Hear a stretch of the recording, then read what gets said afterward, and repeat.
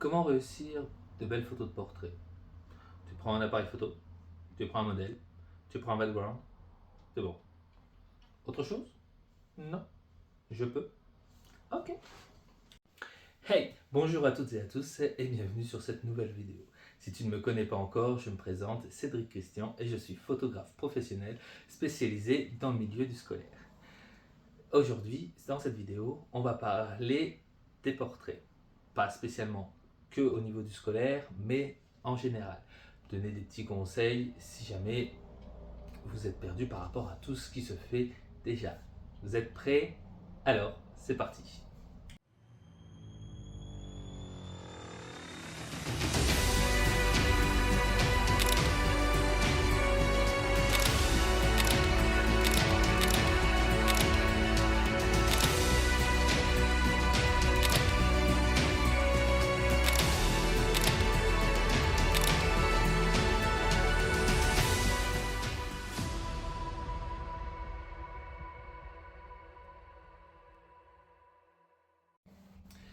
Comme dit dans l'intro, on va parler des photos de portrait. Donc pour commencer, quand j'ai dit qu'il fallait un boîtier, en effet, il faut commencer avec un appareil photo. Donc ça peut être un appareil photo de qualité professionnelle, comme ceci, tout comme on peut partir sur un téléphone portable ou alors un petit appareil compact. Tout ce qui peut faire de la photo, c'est compatible. Vient ensuite le modèle. Forcément, si on veut faire des portraits, il faut un modèle. Pareil, là aussi, le choix vous appartient au niveau du modèle. On peut partir sur un être humain, tout comme on peut partir sur nos chers amis les animaux, ou alors, ça existe, nous pouvons partir aussi sur des plantes. Le choix vous appartient, tout dépend si vous voulez vous spécialiser dans le domaine humain, animalier ou naturel. Et pour finir, que serait un beau portrait sans le background qui va avec? Quand je parle de background, je parle bien sûr du fond qu'on peut avoir derrière nous. Ça peut être soit un élément naturel, donc en faisant une photo en extérieur, comme je vous présente sur cette photo à l'écran. Ça peut être aussi en intérieur, sur un fond comme on peut trouver comme celui-ci. Donc, photo intérieure, photo affichée à l'écran, ou bien alors il existe forcément les fonds studio. Pareil, je vous montre un exemple à l'écran. Le choix du background, pareil, vous appartient, tout dépend ce que vous préférez faire ou non, tout simplement. Maintenant, entrons dans le vif du sujet, le portrait. Alors, certains photographes vont préférer faire des portraits qu'on appelle à type rapproché, ce que je peux vous montrer ici à l'écran, ou alors vous avez des portraits dits classiques pris du haut de la tête jusqu'à peu près le buste ou le milieu des jambes, que je vous montre ici, ou bien alors il existe des portraits un peu plus différents qu'on appelle des portraits longs. Donc on s'éloigne et on prend la totalité du corps que je vous affiche ici. Là, toujours, le mode vous appartient. Vous choisissez ce qui vous fait plaisir. Personnellement, j'ai une préférence pour des portraits de corps entier. Ouais, je fais à peu près de tout en fait. Corps entier, rapproché ou moitié de buste. Mais ce qui définit vraiment un portrait n'est pas spécialement de faire une photo totalement rapprochée où on voit que le visage mode photo d'identité, mais bien d'avoir toute une scène derrière. C'est mon point de vue à moi. Un portrait ne se limite pas qu'à une seule chose, il peut s'étendre à plusieurs choses. Alors, revenons sur le type de boîtier. Euh, Certains vont être stricts sur la question en disant pour faire de beaux portraits, il faut absolument tel matériel, tel objectif, et puis travailler de telle façon, telle façon, telle façon. C'est pas mon point de vue. Mon point de vue est que peu importe le type de matériel que vous avez, ce qui va faire un portrait et votre façon d'utiliser votre matériel. Avec des téléphones portables, nous pouvons à l'heure actuelle faire de beaux portraits. Je peux vous mettre une preuve en image ici. Mais oui, si vous avez un meilleur boîtier, donc un boîtier professionnel avec un bon objectif ou autre, ce qui va surtout changer, ça va être la qualité de votre image. Ça, je vous l'accorde. Et peut-être meilleure souplesse et réactivité. Mais avec un téléphone portable, c'est totalement faisable. Tout comme avec des compacts, c'est largement réalisable. J'ai commencé avec compact, j'ai fait quelques photos avec téléphone, mais j'ai une préférence personnellement pour utiliser des boîtiers. Tout simplement parce que je trouve ça plus amusant. C'est plus amusant que d'utiliser son téléphone. Et ça fait pour ma part, je trouve que ça fait un peu plus professionnel. Pareil, cet avis est personnel. Certains diront qu'on peut faire du travail professionnel avec un téléphone portable. Je rejoins un tout petit peu cette affirmation. Au niveau de vos modèles, maintenant, vous avez, comme je vous ai dit, vous avez le choix. Peu importe ce qui vous allez choisir à poser derrière l'appareil photo, ça peut être vous, comme ça peut être des membres de votre famille, tout comme ça peut être quelqu'un de totalement étranger. Le modèle, c'est celui, par définition, qui se met derrière l'appareil, devant l'appareil photo et qui se fait photographier. Donc, le choix vous appartient, vous n'êtes pas obligé d'avoir des critères vraiment précis.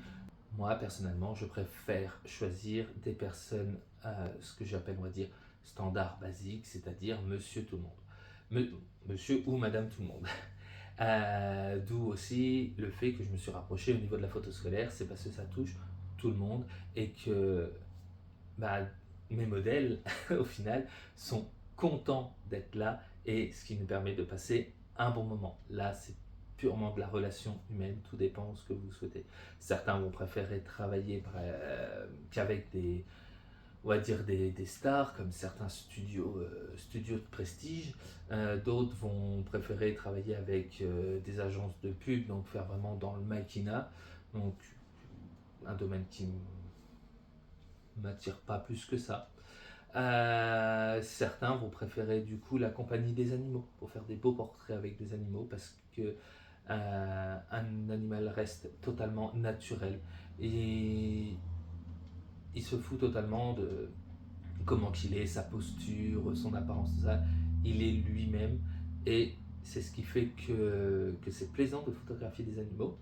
Ou alors, on a Dame Nature qu'on peut photographier avec soit les fleurs de son jardin, soit photographier des bouquets d'artisans par exemple. On peut aussi faire de jolies photos par exemple de nourriture. Tout ça peut rentrer dans le domaine entre guillemets du portrait parce que les codes restent approximativement pareils. Nous avons un boîtier, nous avons un sujet, nous avons un background. Et la définition est plus large que ce qu'on peut prétendre. C'est la définition que moi j'applique.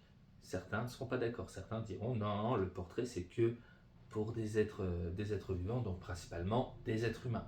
Non, pour moi, ça s'applique largement à plus que ça. Et par rapport du coup maintenant au choix de votre background, là c'est pareil, il y a tellement de choix que tout va dépendre de votre œil. Euh, Comme je l'ai dit précédemment, si par exemple vous faites des photos en extérieur, c'est sûr que vous n'allez pas faire des portraits dans des conditions catastrophiques. À moins que vous ayez un thème derrière, le sujet, tout ce qui va avec, mais sinon, en global, on va éviter de faire des portraits, par exemple, à côté de containers ou comment dire, d'ordures. C'est, Ça pourrait peut-être potentiellement donner quelque chose, mais il faut avoir le contexte, il faut mettre la personne en situation ou autre, ça demande un peu plus de travail.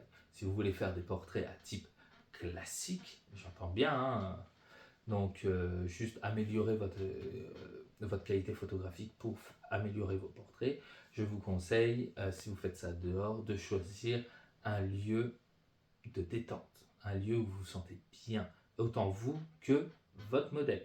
Si votre modèle, par exemple, n'est pas à l'aise dans des milieux publics, forcément, vous allez éviter de prendre les photos de portrait de ce ou cette modèle, par exemple en ville, ou là où il y a des grands passages.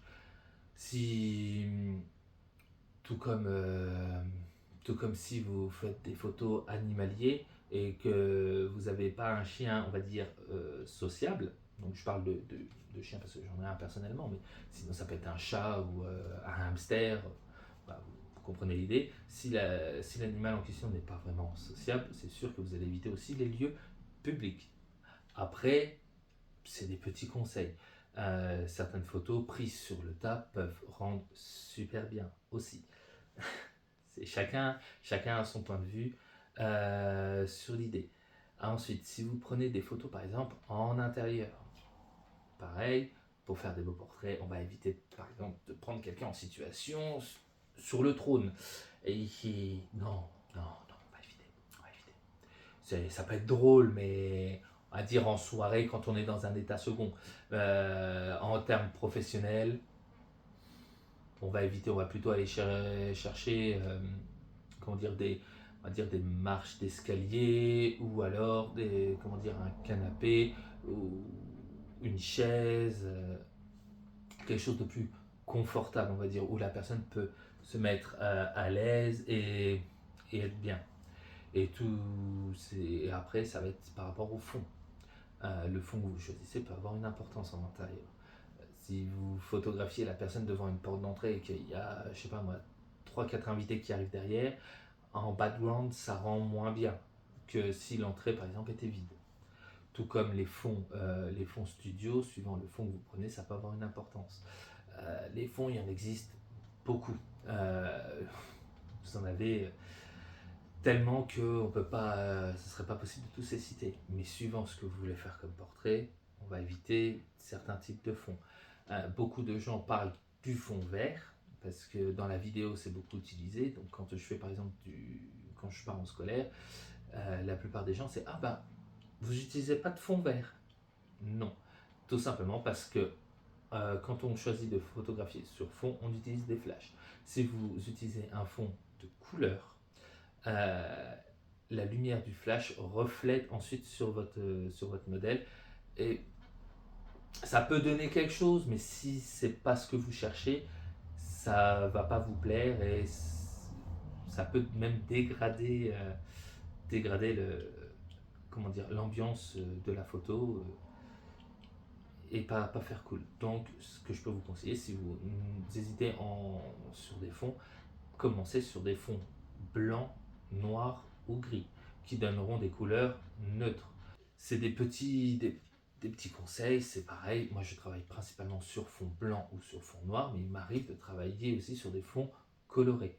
Tout dépend des thèmes. Si on est sur le thème Saint-Valentin, Nouvel An, Pâques ou je ne sais quoi, j'utilise des fonds différents. Si je fais de la photo studio, en photo naturelle, j'utilise ce qui se propose à moi dehors, en respectant certains codes, en évitant, donc, du coup, comme je l'ai dit, par exemple, les poubelles. Parce que je trouve pas ça top top. Et en intérieur, c'est purement, on va dire, du feeling, c'est sur le moment T, ça va dépendre. Soit on met la personne en situation, soit, ben, voilà.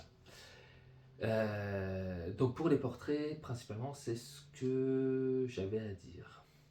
Un bon choix, entre guillemets, de matériel, donc la maîtrise surtout de son matériel, son sujet, et l'écouter son sujet, c'est important. Et du coup, ben, en écoutant son sujet, on peut réussir à trouver le meilleur background pour répondre aux attentes qu'on peut avoir avec la personne ou sur notre photo. Voilà, faut pas oublier aussi que ce n'est pas spécialement votre modèle qui va faire votre photo, c'est comment vous l'avez imaginé au départ. Voilà. Cette vidéo touche maintenant à sa fin, j'espère qu'elle vous aura plu. Si c'est le cas, je vous invite à laisser un petit pouce bleu, un commentaire, un petit abonnement, ça fait toujours plaisir. Et si le cœur vous en dit, vous pouvez suivre mon travail sur Instagram ou via mon site web, les liens sont dans la description. J'y laisserai aussi des liens d'affiliation vers le matériel que j'utilise, mon matériel professionnel, tout comme du matériel un peu plus, on va dire, amateur semi-pro. Et je vous dis à la prochaine pour la prochaine vidéo. Bye bye.